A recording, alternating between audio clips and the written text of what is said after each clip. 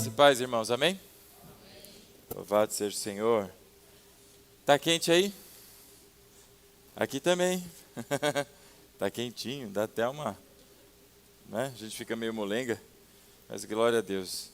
Meus irmãos, que fim de semana abençoado, né? Na sexta-feira tem um irmão que tem vindo aqui conosco, não é? Já acho que é o segundo ou terceiro domingo que ele está conosco. Seu nome é Felipe e ele é cantor lírico. A sua tessitura vocal é tenor. E ele fez uma apresentação na sexta-feira e nos convidou, não é? Tive a oportunidade de ir lá conhecer o trabalho. É impressionante. A ópera, não sei se muitos gostam, é uma questão mais, não é, diferente aí a abordagem, mas que bonito todo o trabalho, todo o talento, não é? E toda ela cantada em italiano. Então, poxa, a gente tinha que ficar ali olhando para a tradução e olhando para o pessoal cantando, olhando para a tradução para tentar entender a ópera, né? Mas foi bênção. E no sábado, pela manhã, Deus me deu a oportunidade de, junto com os irmãos, estar mais uma vez numa casa de recuperação, a casa do oleiro, para juntos com os irmãos ali, louvarmos ao Senhor, não é? Termos um momento de compartilhamento.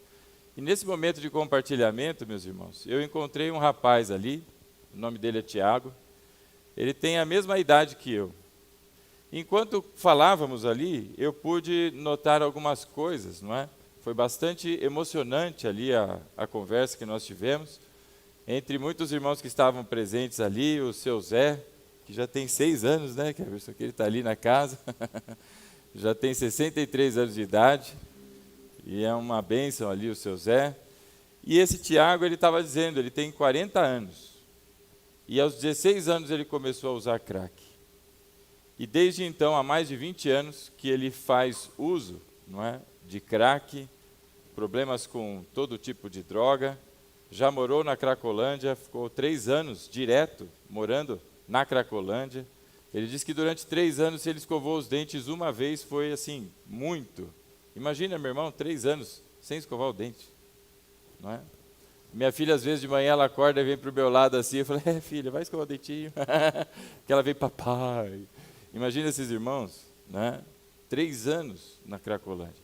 Ele disse que tomou banho talvez 2 vezes ao longo de 3 anos e andava já com o seu cachimbinho. Mas que um dia ele teve uma vontade muito grande de voltar para a casa dos seus pais. Família espírita, e ele, depois de 3 anos, voltou à casa dos pais, totalmente envergonhado, porque ele não queria que os pais o vissem naquela condição que ele estava. Mas ele foi mesmo assim.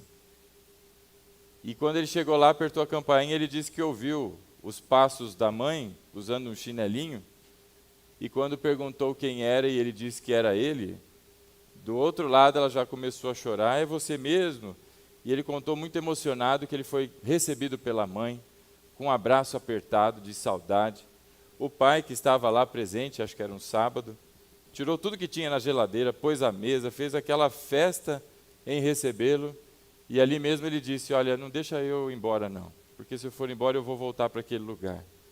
Se eu tiver a vontade de sair, nem que seja amarrado, mas não me deixem ir. E aí ele voltou para a casa de recuperação, e já está lá, acho que há 5 meses, se eu não me engano, e disse que ele não vai sair, pelo menos o tratamento são 6 meses, falou, ainda não é tempo, porque eu ainda sinto vontade. E ele contou as lágrimas desse momento com a família e o quanto ele perdeu, porque ele não queria nem saber. Mas quando ele viu o rosto da mãe envelhecido, de tanta preocupação, aquilo tocou fundo ao seu coração.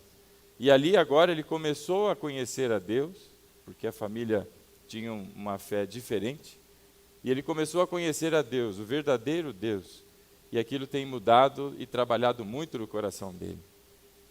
E ouvindo a história dele, meus irmãos, eu lembrei da minha, porque por mais ou menos na mesma idade é que o Evangelho chegou na minha casa.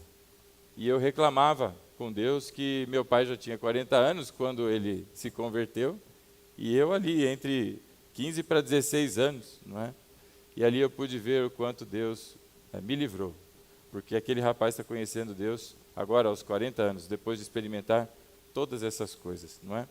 E essa história desse rapaz me fez lembrar do que se encontra em Lucas no capítulo 15, parábola que nós conhecemos aí a parábola do filho pródigo, eu vou pedir a você que abra lá comigo a sua Bíblia em Lucas, no capítulo 15.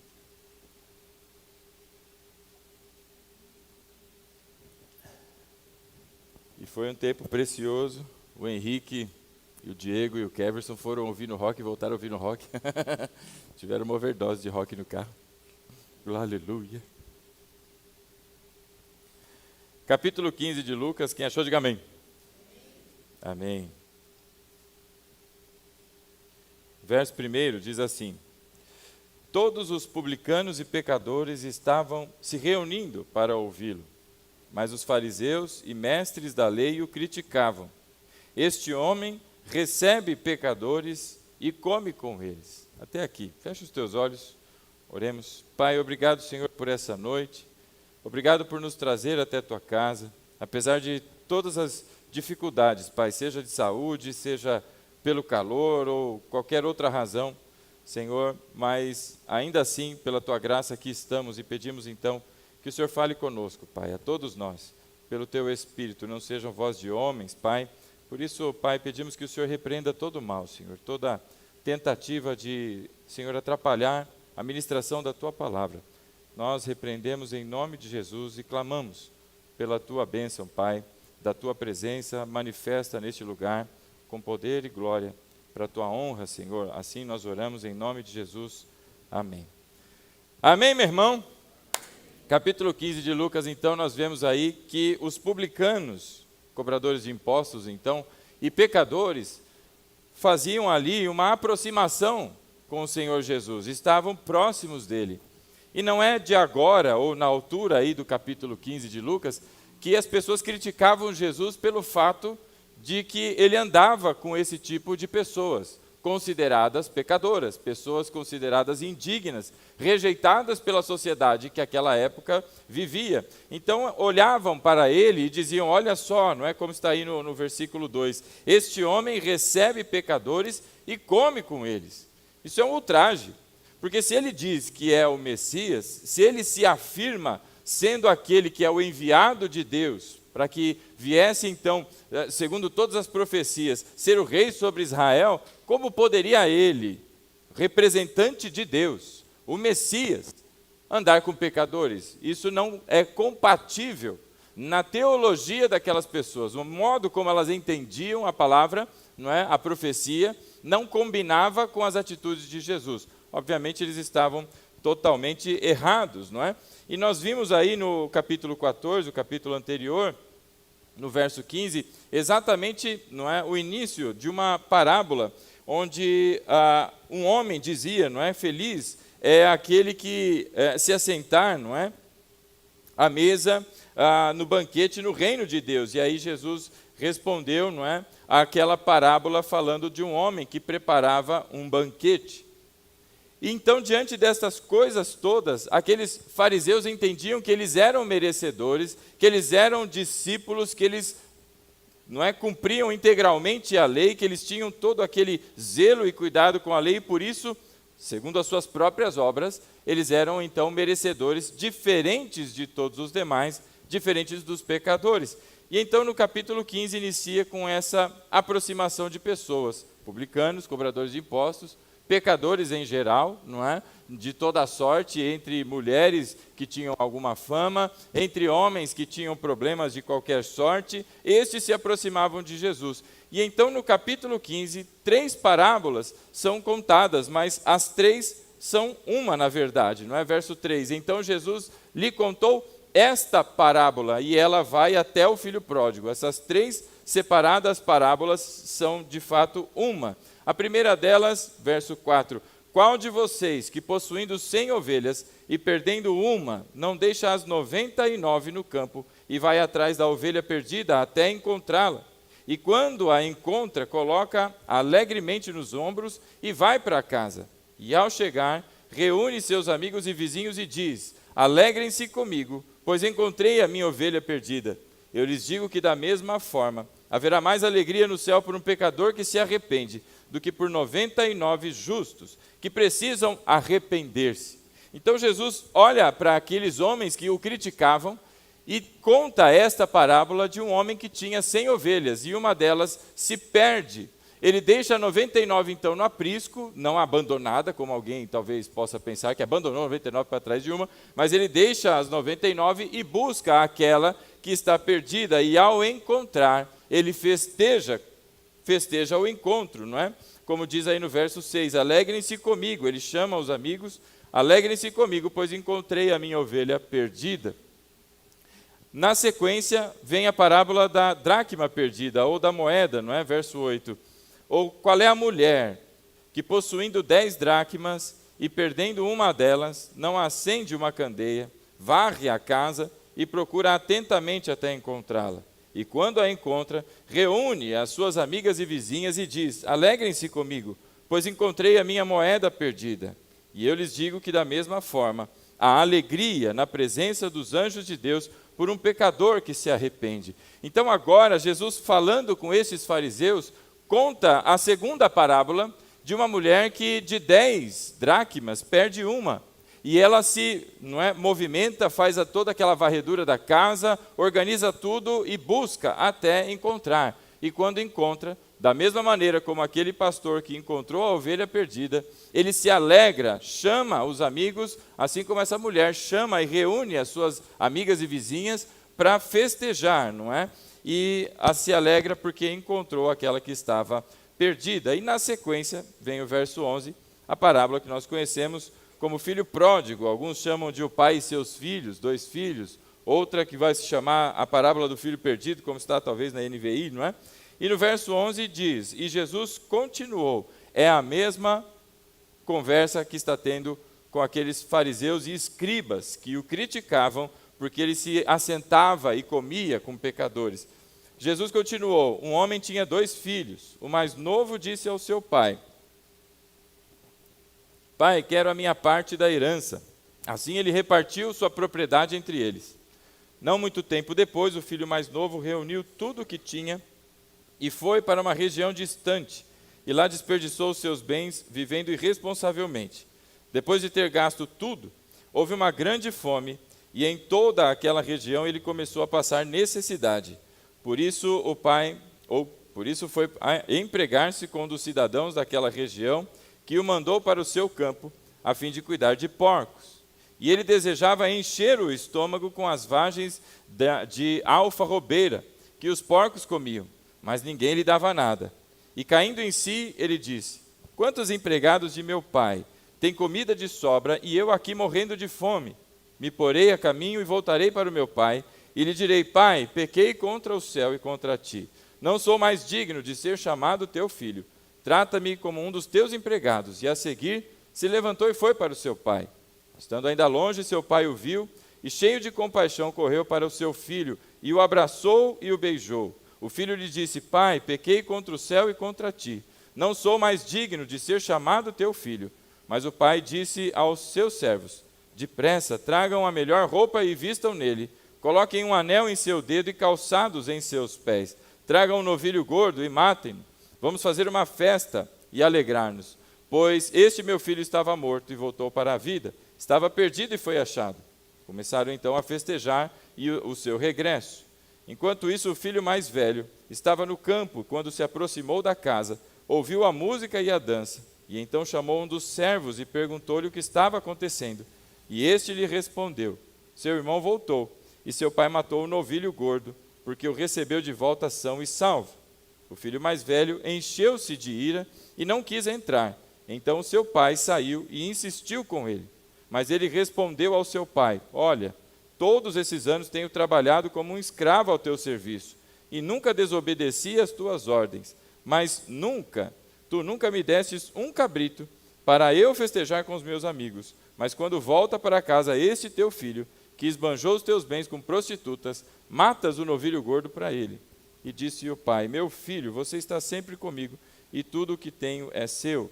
Mas nós tínhamos que celebrar a volta deste irmão, e alegrar-nos, porque ele estava morto, voltou à vida, estava perdido e foi achado. Então esta é a parábola do filho pródigo como nós a conhecemos, não é?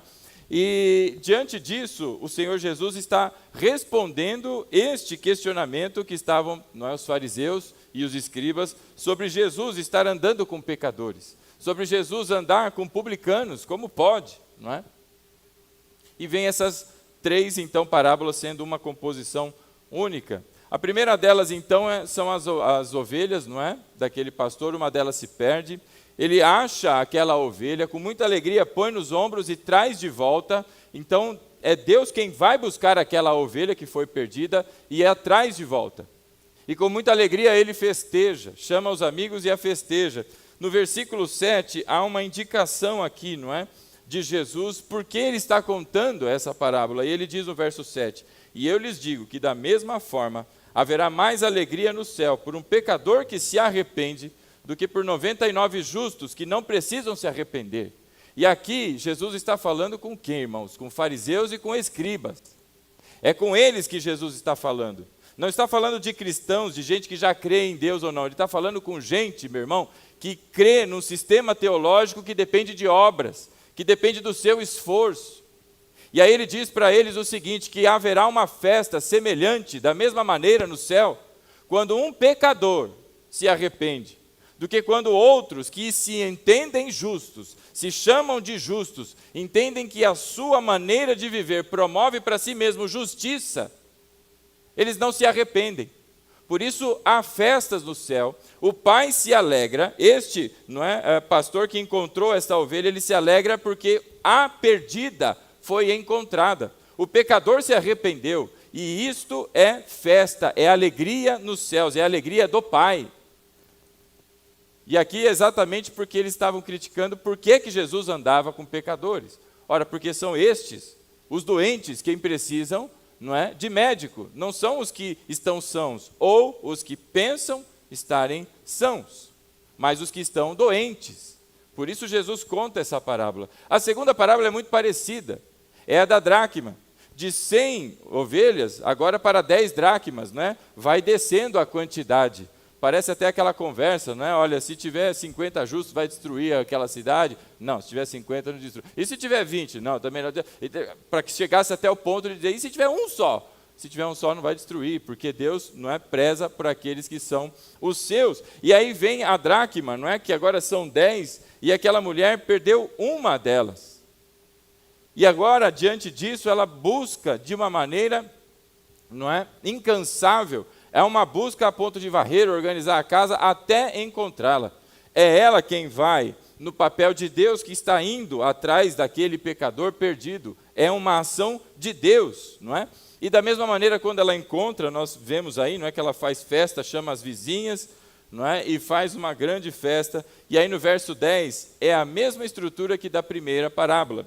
O Senhor Jesus diz assim, e eu lhes digo que da mesma forma, há alegria na presença dos anjos de Deus por um pecador que se arrepende.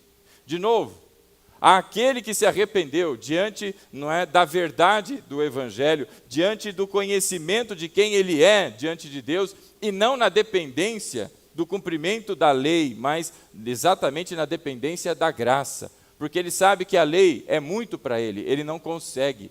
Mas de maneira humilde ele se arrepende e busca em Deus o perdão. Então aqui, da mesma maneira, as duas parábolas trazem essa estrutura e apontam para o arrependimento, a necessidade do arrependimento, como sendo esta que foi achada, a dracma, e aquela ovelha que foi encontrada, a representação de um pecador, porque foi atrás do pecador, e esse pecador se arrependeu, porque Deus foi até ele e ali, de maneira gentil, graciosa, na sua palavra, promoveu ali arrependimento. E na sequência vem a parábola do filho pródigo. Só que essa parece semelhante, mas ela apresenta algumas diferenças. Semelhante porque agora é um pai que tem 2 filhos. E este pai, uma família judaica comum, Jesus traz ali a realidade de uma família comum. É um pai que tem e possui propriedades, possui posses. E é um homem que diante dos seus 2 filhos vive um problema familiar muito grave. Nós observamos que nenhum dos seus 2 filhos tem relacionamento com o pai. Nenhum dos dois filhos ama o pai. Nenhum dos dois filhos tem carinho, cuidado, zelo, qualquer coisa pelo pai. Mas os dois filhos rejeitaram o pai. É essa a história que é contada na história do filho pródigo. E Jesus está falando com fariseus e com escribas. Por isso a confusão que às vezes se faz se é alguém que perdeu a salvação ou voltou, ou na tentativa de uma outra linha teológica de dizer que o cara permanece porque é filho. Não está se tratando disso aqui nessa parábola. É outro assunto. Jesus está mostrando aos fariseus por que ele está indo até os pecadores. É esta a razão dessa parábola, porque ele está falando com eles, verso 2 do capítulo 15, mas os fariseus e os mestres da lei o criticavam. Este homem recebe pecadores e come com eles. E depois de ouvir essas parábolas que Jesus conta, não é? Estes homens riem de Jesus, como está no capítulo 16, na continuidade, não é? E eles, no verso 14, os fariseus, capítulo 16, verso 14. Os fariseus que amavam o dinheiro ouviam tudo isso e zombavam de Jesus. Então, todas essas coisas que foram ditas, eles rejeitavam o que Jesus dizia, não criam no que Jesus dizia. E agora vem a história deste homem que tem 2 filhos. E aí começa o grande dilema, porque tudo se refere aqui, na parábola do filho pródigo, à honra. Essa é uma tradição, essa é uma sociedade que tem a honra como seu valor principal. Não é se o cara é rico, muito rico, mas é a honra. E o estabelecimento da honra é pela sua conduta. Você ter uma conduta ilibada, uma conduta reta, você tem honra. E qual é o princípio do decálogo que nós encontramos lá para os filhos? Honrai o vosso pai e a vossa mãe. Deve ter honra, o filho deve cuidar do seu pai e da sua mãe, deve honrá-lo, deve obedecê-lo, não é? Então tem alguns cuidados e questões a serem tratadas. Nós observamos nessa família exatamente o contrário. Nada acerca disso. Há uma total desonra. E à medida em que o Senhor Jesus vai contando essa parábola, aqui penso eu que na mente daqueles fariseus, daqueles escribas, havia ali um grande desespero, porque tudo aquilo que Jesus falava não fazia sentido nenhum. Ao contrário, na cabeça deles tinha que ter aquela havaiana de pau. Né? Você já ouviu a havaiana de pau? Quando o Corinthians perde, a culpa é minha. Não é? Havaianas de pau. E aí na cabeça daqueles homens era isso que tinha que acontecer. Esse filho mais novo, ele merecia tomar um tapa na cara, inclusive. O tapa no rosto, né, era a maneira de desonrar, ou seja, de corrigir o seu filho, na frente de todos. Aquilo era um motivo de desonra muito grande. Aquele pai deveria ter dado um tapa no rosto daquele menino, mas o pai não o faz. E aí os fariseus olham para aquilo e falam, meu Deus, que pai é esse? Isso é um vexame, é uma vergonha total esse pai. É uma vergonha esse filho, é uma vergonha esse pai.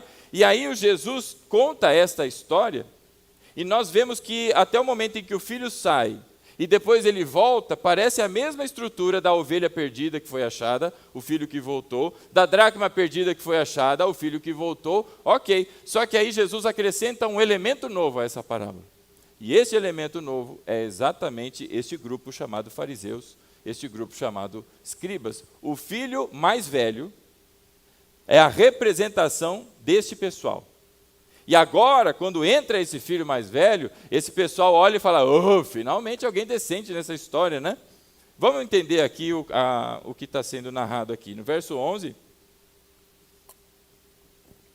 Jesus continuou, porque é a mesma parábola que ele começou no verso 3. Um homem tinha 2 filhos, e o mais novo disse ao seu pai, pai, eu quero a minha parte da herança. Bom, isso eu acredito, você conhece a história, sabe que o pedido que ele está fazendo aqui é um pedido desonroso. Apesar de haver, não é, quem diga que na tradição isso era possível, que a pessoa requisitasse antes ali a sua parte da herança, isso é um ato de desonra.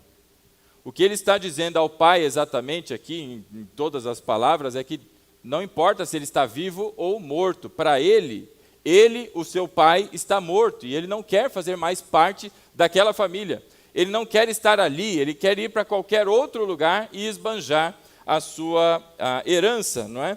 Então ele diz, eu quero a minha parte da sua herança. Diante desse pedido, meus irmãos, Ali é a hora, então, que os fariseus, não é, deveriam pensar, bom, agora que o pai vai dar um vlap no rosto desse menino, né, e ele vai até cair no chão, naquela desonra pública, porque um pai honrado, não é, faria isso, corrigiria o seu filho. Mas, para surpresa dos fariseus e escribas, o pai reparte a sua parte. O pai vai, então, e atende o pedido do filho. Duas desonras aí. Primeiro, o filho desonrando o pai. Lembra da sociedade que honra é o valor principal para eles. O filho desonrando o pai com o seu pedido. E o pai desonrando, não é, a sua família, atendendo a um pedido e não corrigindo aquele menino. Então, na cabeça deles, o pai está totalmente errado, e inclusive esse garoto. Não somente ele, mas principalmente o pai. Você se lembra da história do sumo sacerdote Eli e os seus 2 filhos? Ele não corrigiu os filhos. E toda aquela situação que aconteceu com o povo, inclusive a arca que foi levada, porque o pai Eli não cuidou dos seus filhos. Havia ali um contexto muito importante sendo narrado.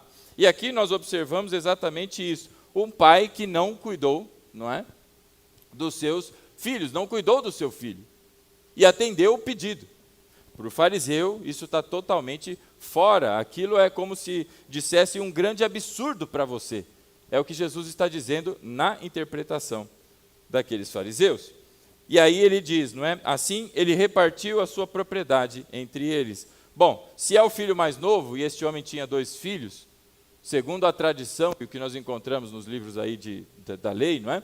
Nós encontramos o seguinte, que o mais velho, ele tinha direito, não é, a uma parte maior, ou seja, no caso de 2 filhos, 2/3 era para o mais velho, e 1/3 da herança era para o mais novo, ou se dividiria em partes. Então, o que este rapaz aqui recebe é 1/3 da sua posse, não é? Ou da posse do pai. E aí o pai faz exatamente isto e reparte a sua propriedade entre eles. Bom, o primeiro ponto que a gente observa aqui é, cadê o filho mais velho?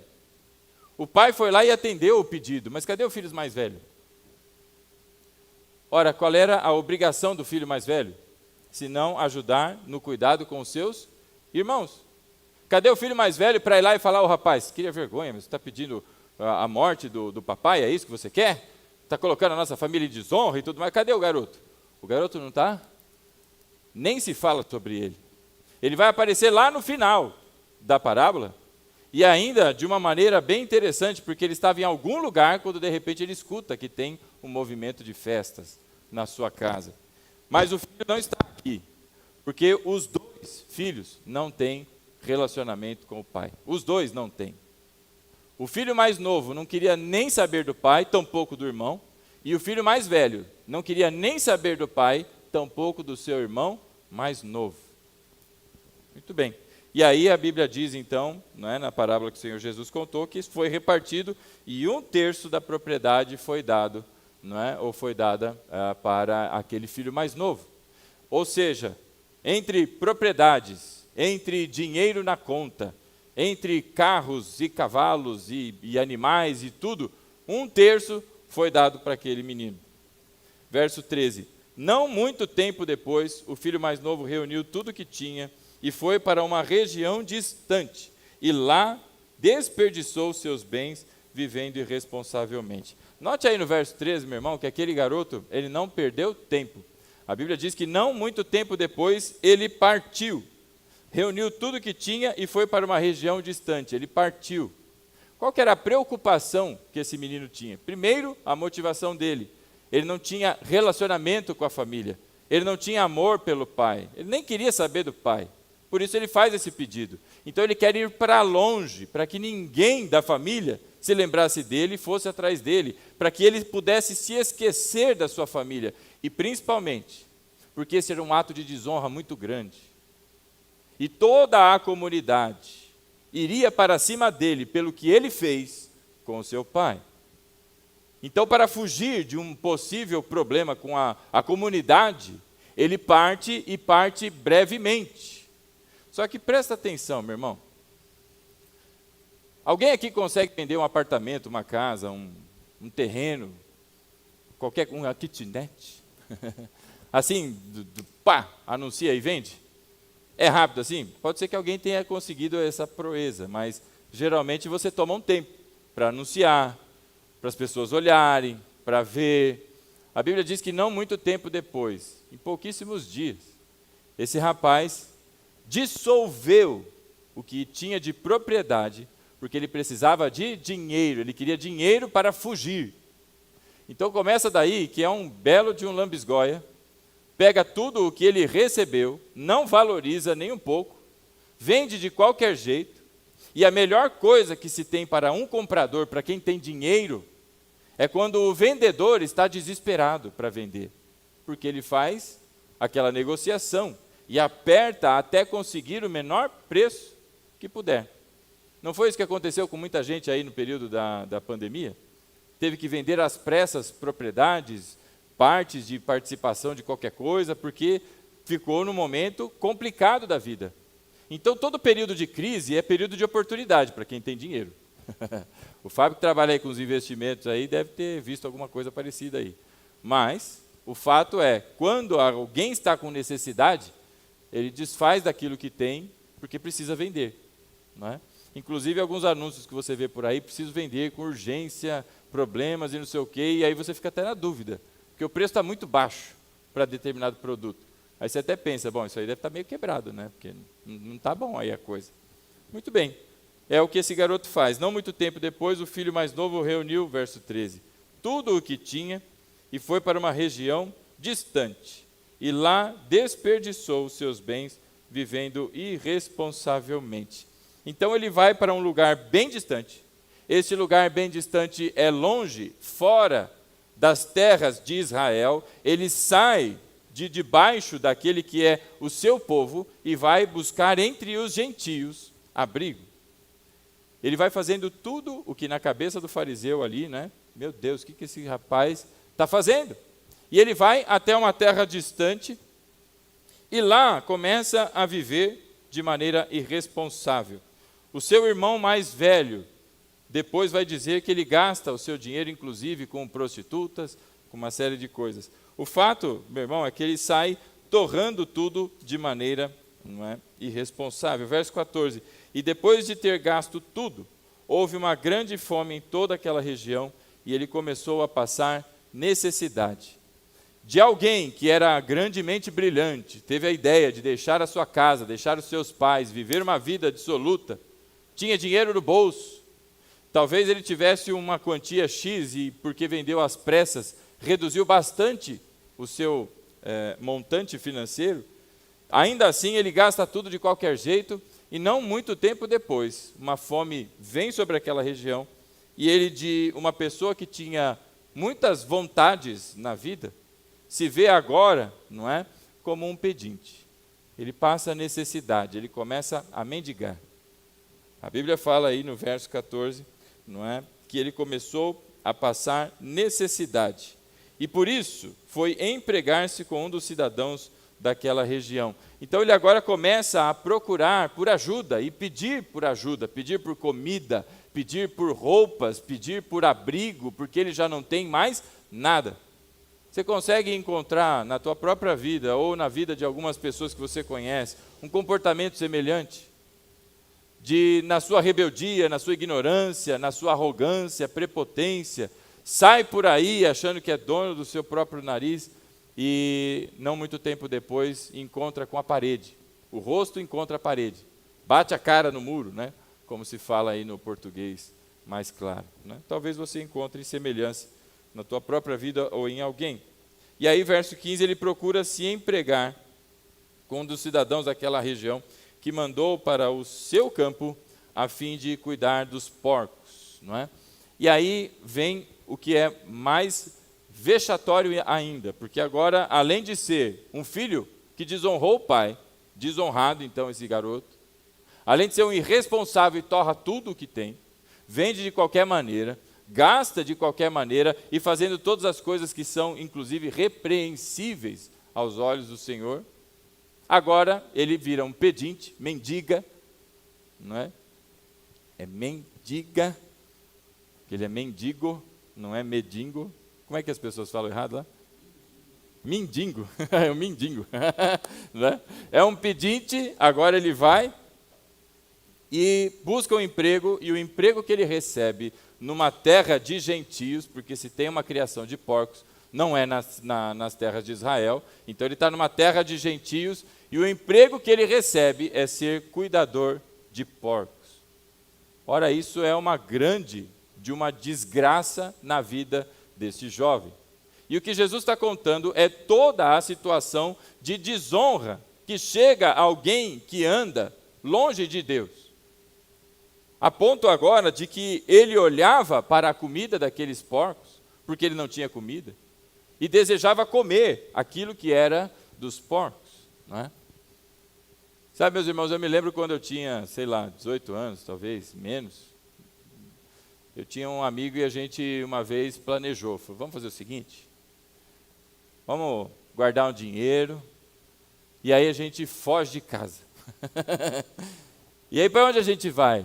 Não sei para onde a gente vai, mas nós vamos fugir, nós vamos seguir por aí, né? Aquele sonho da liberdade dos filmes americanos, né? Botar uma, como é que chama? Bandana, que chama aquele negócio na cabeça? Montar numa Harley Davidson e sair por aí nas estradas. Não tinha dinheiro nem para comprar bicicleta, mas já sonhava com a Harley Davidson. Vamos sair por aí, não é? Viver a vida. Mas aí nós vamos comer com o quê? Né? Aí você vai pensando, o sonho parece assim, né? Pô, fantástico, é a melhor coisa do mundo. Aí quando você começa a fazer conta, você fala, rapaz, mas não dá certo isso não. E aí o juízo retoma, aí você descarta aquela ideia estúpida, né? Mas quantas vezes, não é, os jovenzinhos aí, ou quando você era mais jovenzinho, você não pensou em abandonar tudo, não é? E seguir uma vida para um lugar onde ninguém te conheça. Ora, é o que esse jovem fez, não é? Esse jovem rapaz. Bom, e agora ele chega nessa condição de desejar a comida dos porcos. Ou seja, em outras palavras, ele se tornou um porco. Porque ele disputava com os porcos a comida. Não só desejava, mas ficava lá olhando a hora. E assim, eu não sei como é que é um porco comendo, eu nunca vi.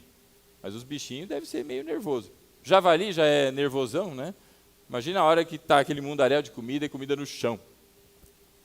E aí ele está lá, verso 16, desejando então encher o seu estômago com as vagens de alfarrobeira que os porcos... Aí, está escrito vagem aí.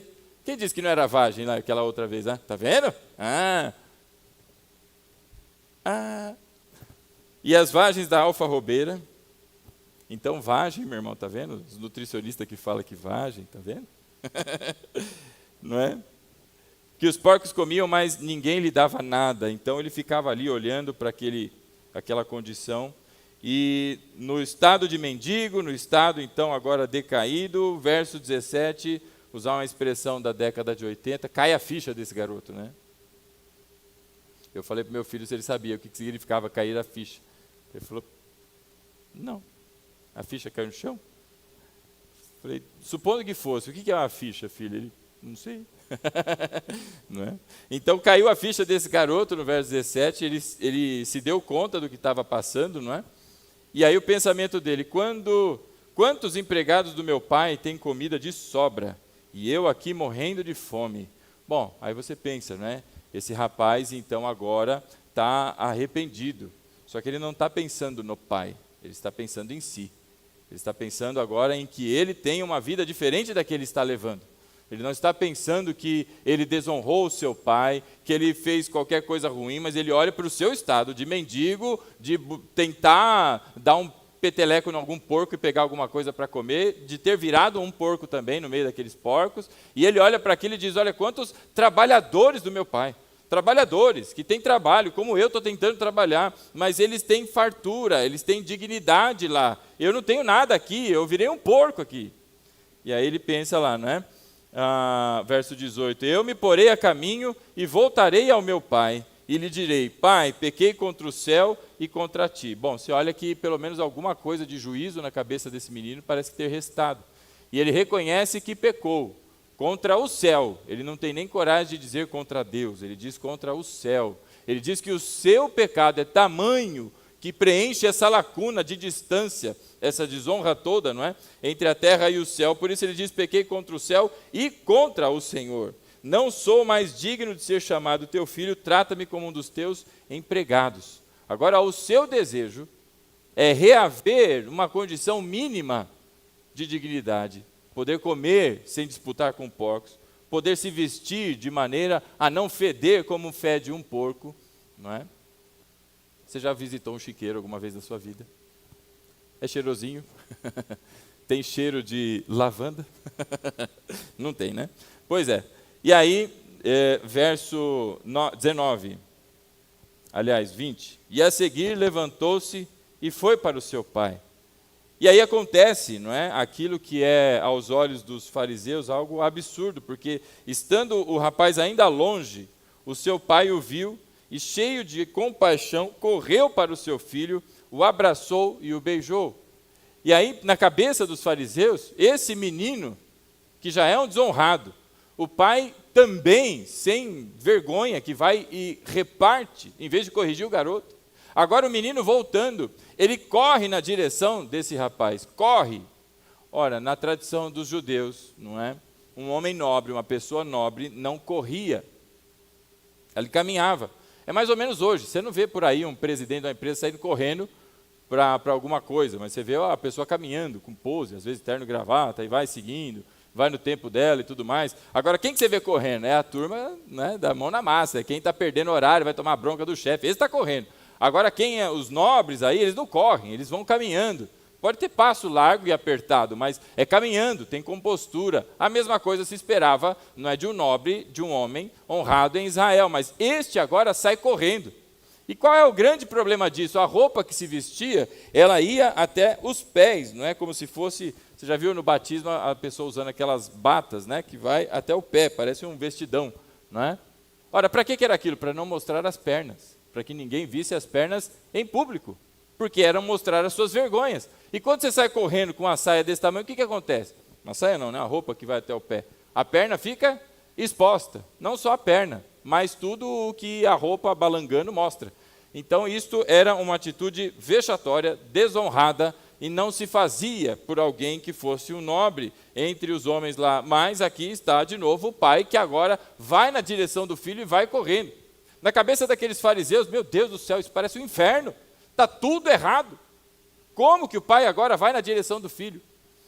E, inclusive, o fato do pai ir, vendo de longe, não é? Demonstra o momento em que o pai já esperava pelo menino a voltar, e principalmente vai até lá para receber o menino antes que a sociedade o recebesse.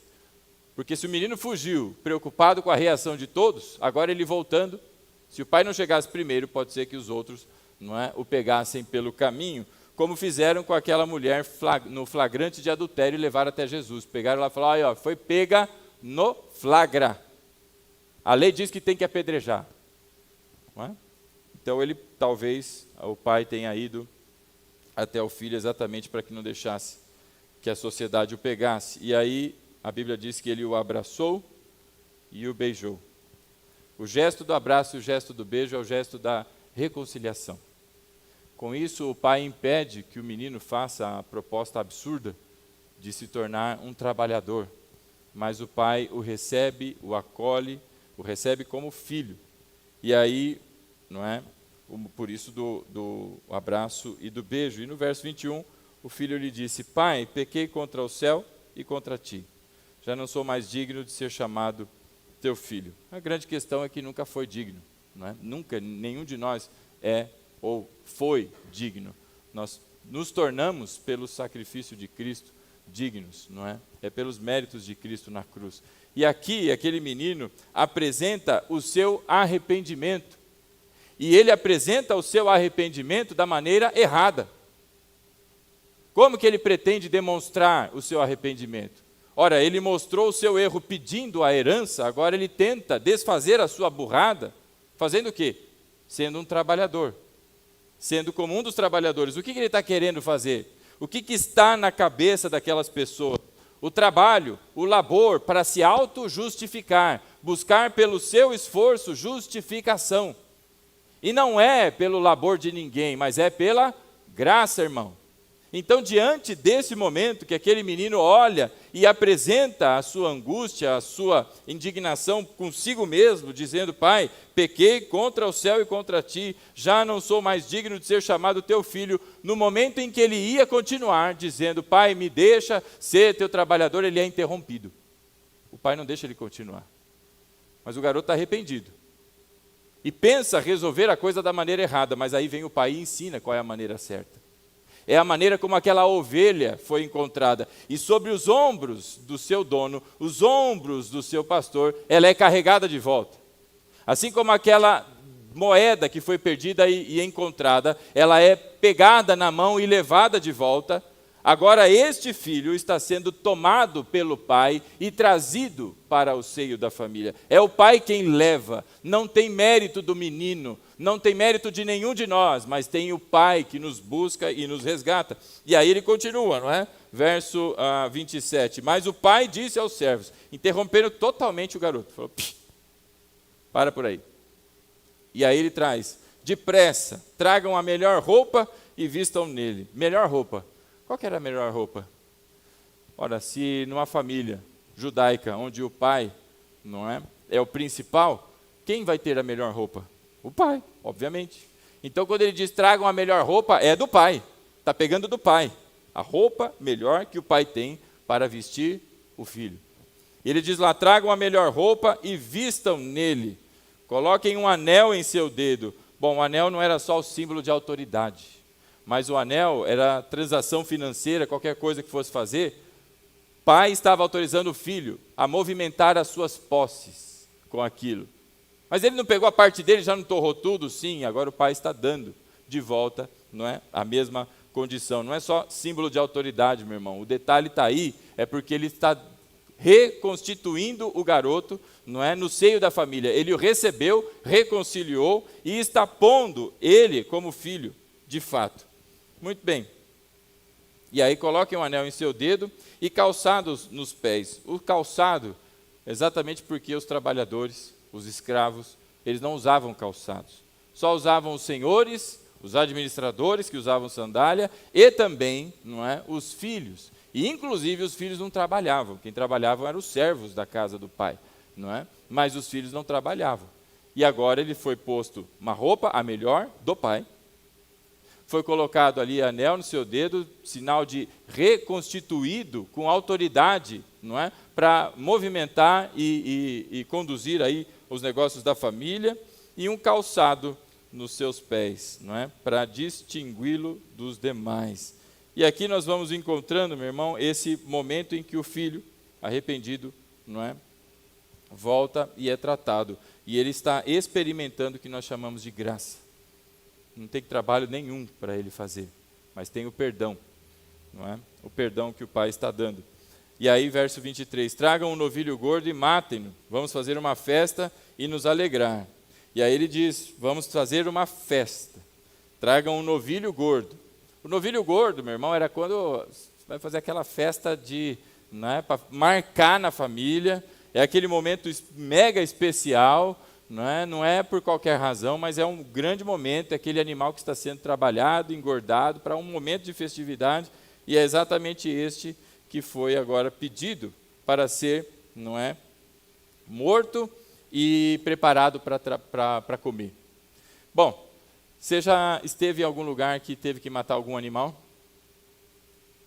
Só a dona Helly, meu irmão de Roger. É rápido matar um animal? Matar... Galinha faz assim. Minha avó tinha uma habilidade lá, né, arrancava lá o pescoço da bichinha. Mas um novilho gordo, matá-lo, talvez fosse até rápido, né? Se o cara tivesse a mira que Davi tinha, na testa do boi lá, do novilho, mas prepará-lo, cortá-lo, tirar os pedaços, limpar a peça, começar a cozinhar, não é? Quem já fez cupim em casa? É rápido fazer cupim? Demora um pouquinho, né? Então, olha o tempo todo que vai acontecer até chegar o momento da festa. Olha, a coisa está acontecendo, né? O pai mandou matar o boizão lá, o mais mió de bom lá para festejar. E aí ele diz, vamos festejar. Até aqui, meu irmão, é a mesma dinâmica das outras parábolas, não é? Achou a ovelha, achou a dracma, vamos festejar, porque, não é, aquele que é arrependido, agora tem festa no céu pelo pecador que se arrependeu. E aí vem o verso 24. Pois este meu filho estava morto e voltou à vida, perdido e foi achado, e começaram a festejar o seu regresso. Muito provavelmente o pai já tinha feito até o funeral para o filho, pelo fato dele ter sumido e não tido mais notícias, porque provavelmente o pai procurou pelo garoto, por isso o aguardava na volta, não é? E o viu chegando, tinha uma expectativa, mas para ele, para o pai, o filho já estava considerado morto. Muito bem, não é? Se estamos falando aqui de pecadores, qual é o pecador, meu irmão, que não está morto? Capítulo 2 de Efésios diz que nós estávamos mortos nas nossas transgressões e pecados. E agora este que foi arrependido pela graça foi salvo. Foi recebido perdão e reconstituído pela graça, foi salvo, não é?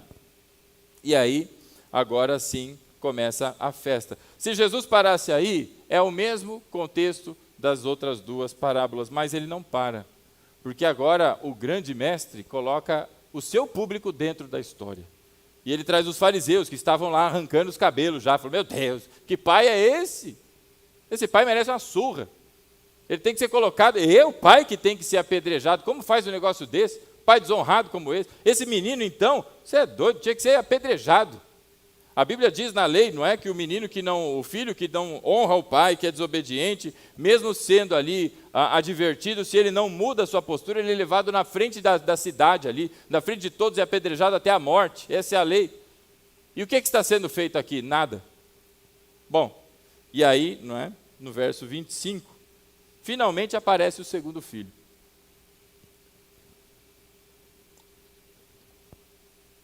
Enquanto isso, o filho mais velho estava no campo. Fazendo o que no campo eu não sei, porque os filhos não trabalhavam, quem trabalhavam eram os servos. Mas estava lá o filho, não é, fazendo qualquer coisa. Ou seja, ele não estava junto com o pai.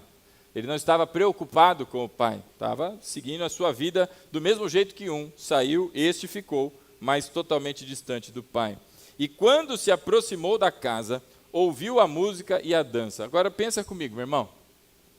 O pai planejou de imediato uma grande festa para celebrar a volta do filho. Mandou matar o novilho gordinho, a melhor, não é, a peça de carne que ele tinha lá, e falou, vamos fazer uma churrascada. Aleluia, picanha para todo mundo. Teve uma promessa de picanha aí que eu não vi a minha até hoje, mas ali esse homem esse senhor aí deu, né, a picanha para o povo lá. Muito bem. E aí, tudo isso acontece se você fosse judeu, vivesse nos dias de Jesus e fosse dar uma festa, sabe quem organizaria a festa para você? O seu filho mais velho. A obrigação do filho mais velho era organizar a festa, deixar tudo da maneira como o pai gostaria que estivesse. E aonde está o filho mais velho? Estava no campo, fazendo qualquer coisa.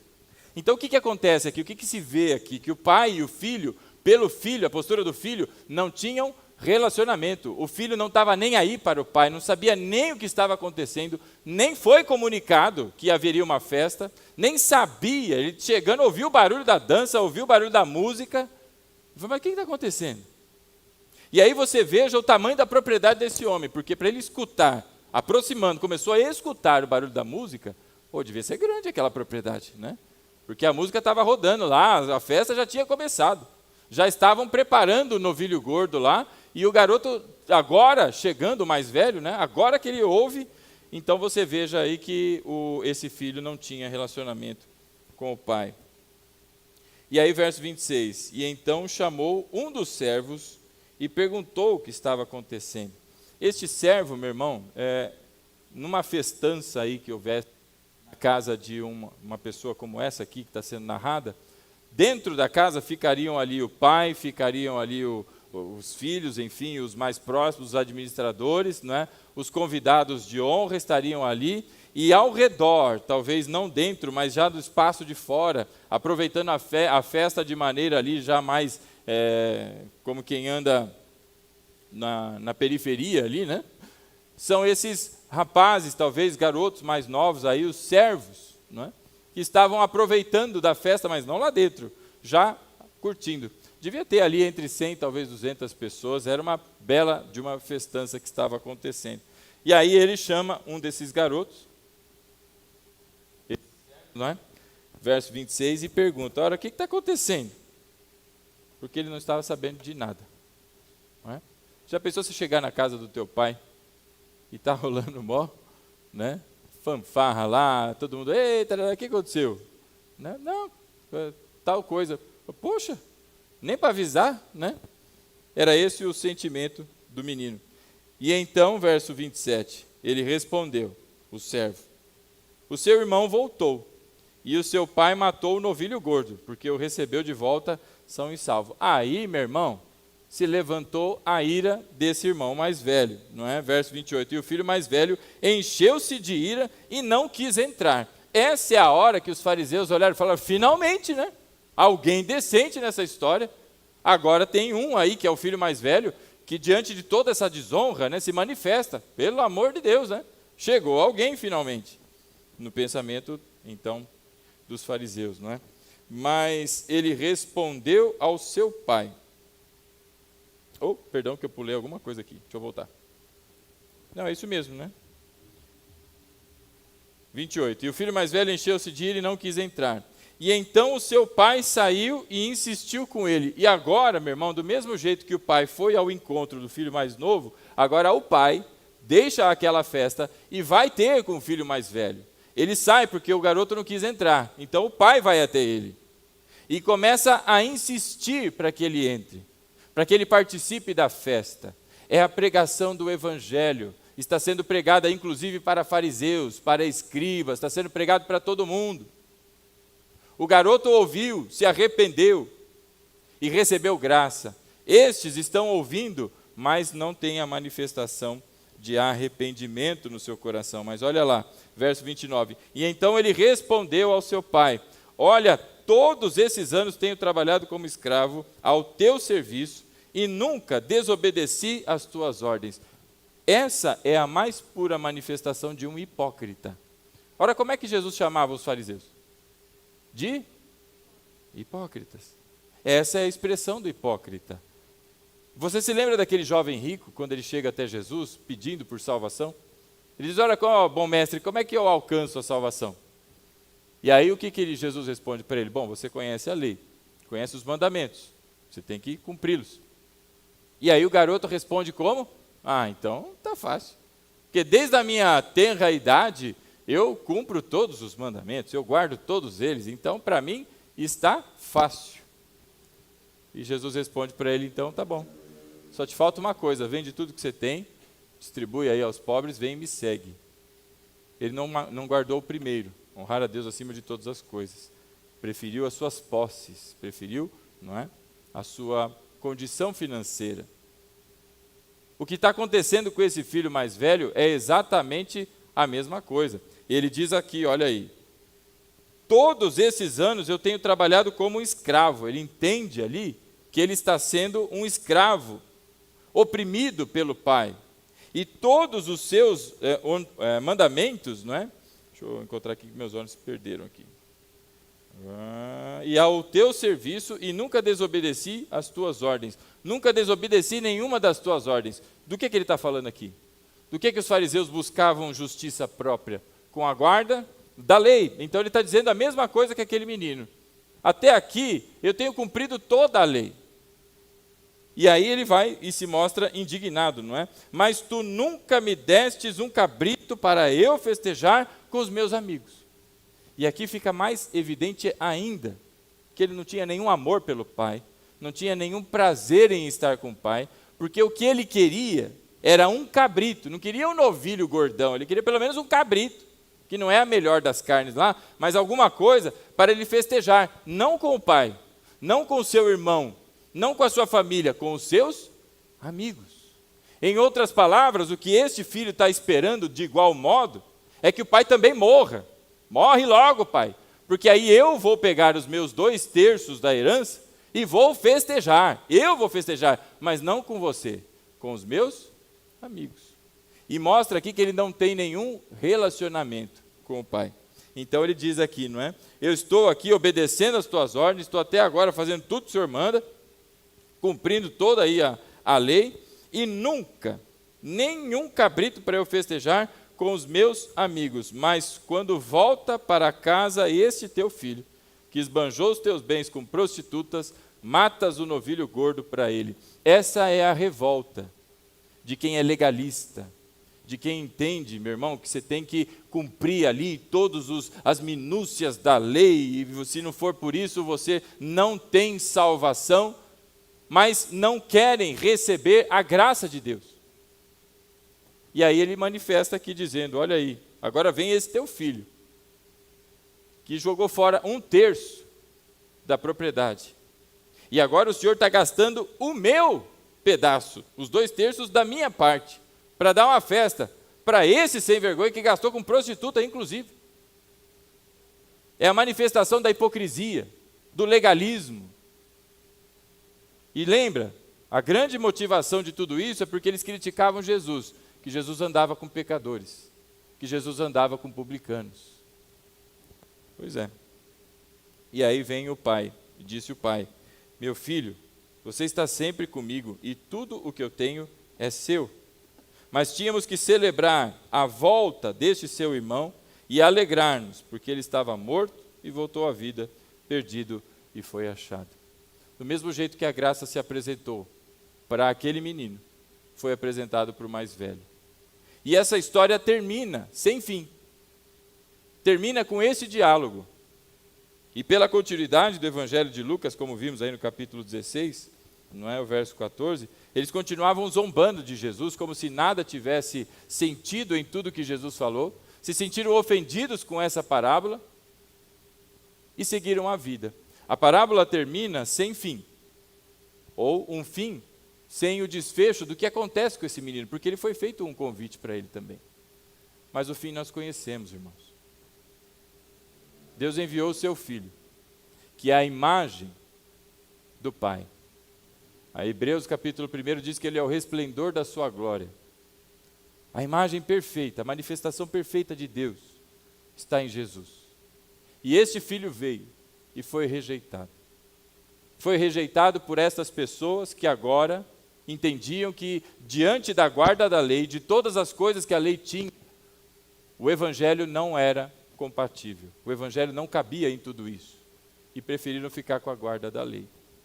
E diante disso, não muito tempo depois, eles pegaram e prenderam Jesus.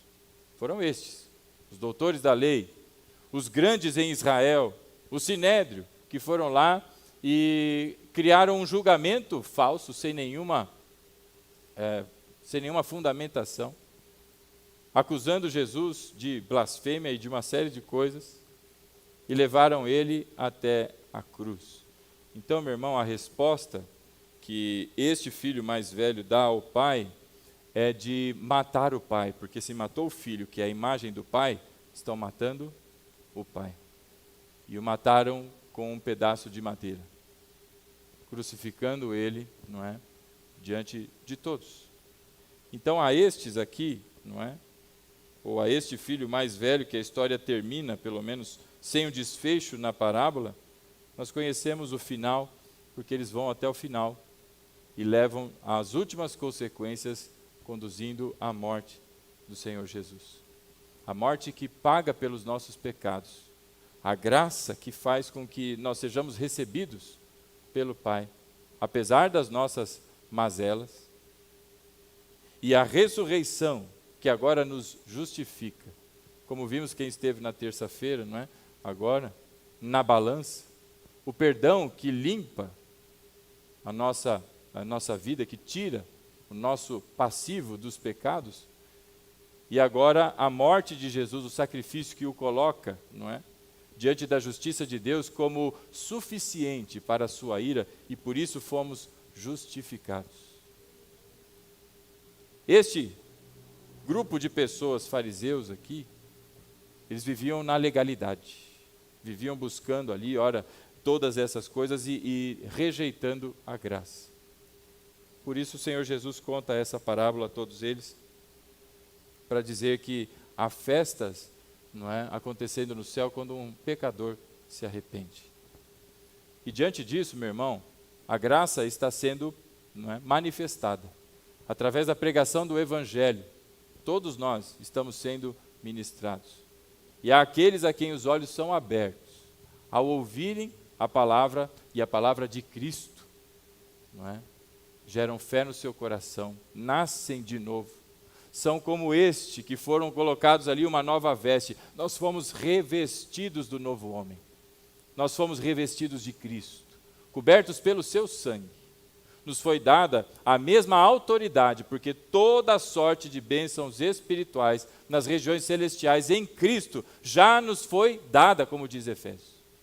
É este anel que nos permite acessar aquilo que é da parte de Deus, as coisas que são do alto, para que nós hoje já vivamos aquilo que a graça nos proporcionou, na proximidade, na intimidade que nós temos com Deus.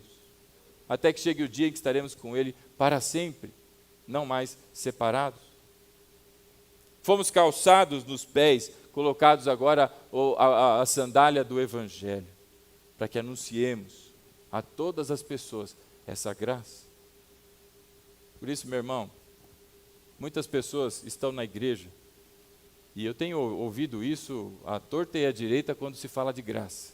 Quando você começa a pregar sobre a graça, você ouve, mas e tal irmão que saiu da igreja, era da igreja e saiu da igreja, e está passando, depois voltou para a igreja, aquilo não sei o que lá, e tudo mais. Essa pessoa, olha só o comportamento, meu irmão, este é o filho mais velho. Ele não está preocupado com o pai. Ele não está preocupado com a alegria do pai em receber o filho de volta. Ele está preocupado com ele, com os seus benefícios. E acha um desperdício que o outro esteja sendo abençoado em vez de ele ser abençoado. Agora, meu irmão, essa festa que o Senhor aqui promoveu, não era para o menino. Essa festa era para ele, para o Senhor, para o Pai, para a sua alegria. Ele estava manifestando a sua alegria em receber um pecador que se arrependeu. E haverá festa no céu, meu irmão, nas bodas do Cordeiro, quando todos nós estivermos lá, sentados ali. E essa festa não é para a gente, é para aquele que nos deu a vida. Então você está preocupado com o quê? Com a alegria do Pai? Ou você é como um desses filhos que só olha para o seu umbigo e não quer nem saber, que se dane, não é? Todas as outras coisas que alegram o coração do Pai. O que importa é a minha vida, o que está acontecendo comigo, os meus sonhos e os meus projetos. Meu irmão, é tempo de nós nos humilharmos diante da graça do Senhor e vivermos a nossa vida em função daquele que nos deu tudo, porque nós não tínhamos nada para oferecer. Nós somos como esse rapaz que chegou de volta, não é? E diante do pai, tentou alguma coisa, mas ele não tem nada para oferecer. O que ele tinha? Não tinha nem calçado, ele não tinha nem uma roupa decente, ele não tinha nem banho tomado, ele não tem nada para oferecer. Esses somos nós. Como Jesus vai falar que os fariseus, não é? Ao orarem, olha, graças te dou porque eu não sou como esse publicano, porque eu dou o dízimo de tudo, e etc, etc, etc. Mas aquele publicano que nem conseguia levantar o rosto, pedia perdão ao Pai, por reconhecer o seu estado pecaminoso. E disse Jesus, qual dos dois você acha que voltou para casa justificado?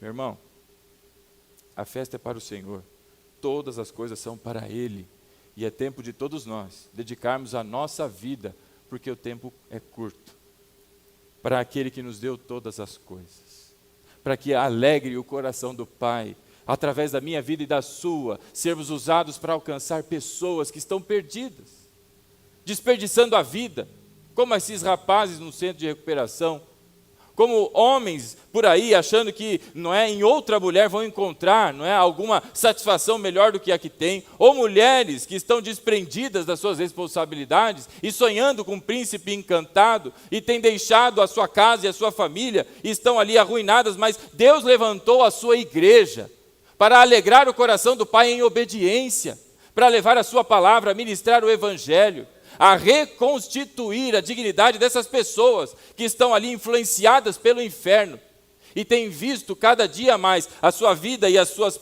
famílias, não é, se esvaindo pelos vãos dos dedos, meu irmão. Eu e você fomos levantados para ser como estes, que agora, meu irmão, em obediência alegram o coração do Pai. Minha preocupação não deve ser, meu irmão, com as minhas coisas tão somente, mas principalmente em primeiro lugar o reino de Deus, porque todas as demais coisas nos serão acrescentadas. Não é? Você está correndo atrás de muita coisa, eu tenho certeza, porque eu também estou. Todos nós aqui, pela graça, não é? Penso eu, tem trabalho, tem as suas atividades, tem os seus projetos. Glória a Deus, porque há tempo para tudo isso. Mas em especial, meu irmão, independente de qualquer coisa, que tudo isto seja para a glória do Pai, para que nós promovamos a alegria no coração do Senhor. Meu irmão, que coisa maravilhosa, olhar para o Pai e poder contemplar o seu sorriso, porque em nós se vê a imagem do seu Filho amado, do Senhor Jesus. Por isso eu convido você a se colocar de pé, meu irmão, nessa noite, em nome de Jesus.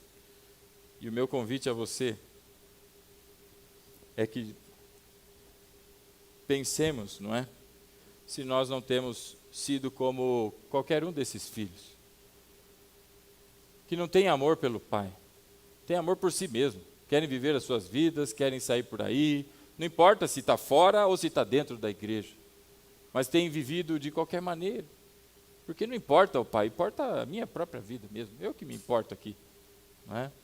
Como diria uma música por aí, eu me amo, não é? É a mim. Mas a palavra diz, meu irmão, como o apóstolo Paulo comenta, já não vivo mais eu, mas Cristo vive em mim. É uma questão de tempo, sabe? Até que estejamos todos na glória. E é tempo de que nós chamemos a nossa consciência para a necessidade de dedicarmos a vida ao nosso Pai. Convido você a fechar os olhos para orarmos.